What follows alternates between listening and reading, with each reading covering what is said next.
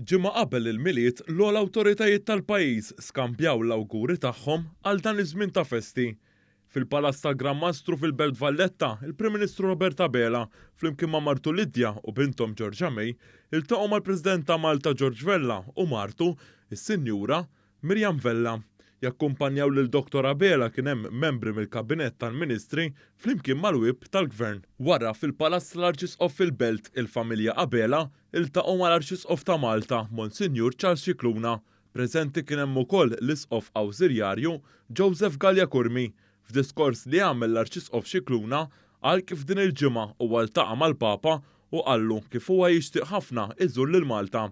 Dan intqal hekk kif il-Papa Franġisku mistenni iżur lil pajjiżna fl-ewwel xhur tas-sena d-dieħla.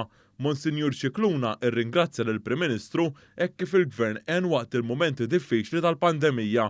Min-naħa tiegħu il-Prim Ministru Roberta Bela tenna kif il-Knisja hija ta' spalla għall-Gvern.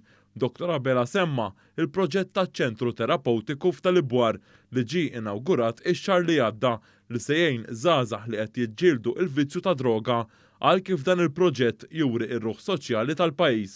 Il-Prim Ministru u l-Arċisqof tennew kif is-sena d-dieħla waqt l-appuntament elettorali tal-elezzjoni ġenerali għandu jintwera ir-rispett waqt id-dibattiti.